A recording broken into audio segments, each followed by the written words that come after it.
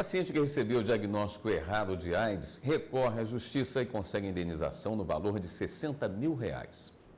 AIDS, uma doença que leva à perda progressiva da imunidade, deixando o organismo mais vulnerável a diversas enfermidades. Receber o diagnóstico dessa patologia, claro, não é nada fácil. Cristiano descobriu que tinha contraído o vírus HIV aos 19 anos de idade. E a notícia foi um choque. Naquela época não existiam os medicamentos antirretrovirais, né? Naquela época a AIDS era uma sentença de morte e hoje é apenas uma limitação de vida. Cristiano convive com a doença há 29 anos. Já desenvolveu muitas infecções. Agora imagine ser diagnosticado com a doença sem ter o vírus HIV. Pois foi o que aconteceu com um cidadão que estava com fortes dores no estômago e foi internado em um hospital mantido pela Universidade Federal do Pará. A suspeita é de que o homem sofria de úlcera, mas mesmo assim o internaram na ala onde ficavam as pessoas com AIDS, até que fosse feito o exame de sangue. Depois da coleta, o material foi encaminhado para o Instituto Evandro Chagas, mantido pela Funasa. O resultado deu positivo para o HIV e ainda no hospital o homem já começou a ser medicado.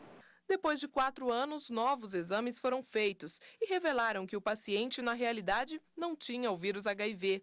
Indignado, ele entrou na justiça, pediu indenização por danos morais. De acordo com o advogado do caso, Gabriel Paixão, o homem passou por diversas situações delicadas por ter recebido um diagnóstico errado de AIDS e as consequências foram graves. Após ele sair lá do Pará e voltar para Goiânia, ele foi mandado embora do emprego dele, né?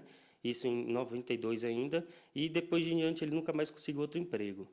E vivendo na rua, sem dinheiro, sem nada, foi morar com parentes. Os parentes também não aceitaram ele por causa do vírus, né?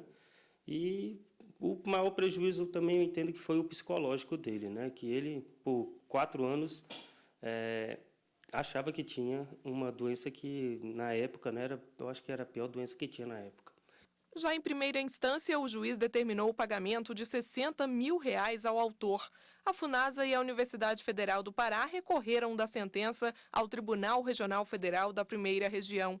Alegaram que não há prova do dano moral. Argumentam ainda ser indispensável a demonstração de que houve repercussão do evento danoso, prejudicando a imagem do homem. O TRF rejeitou as alegações. O colegiado destacou que o erro de diagnóstico no caso gera reparação porque é notório o sofrimento que passa o paciente ao receber a notícia de patologia grave. A corte, então, manteve o valor estipulado de indenização em R$60 mil.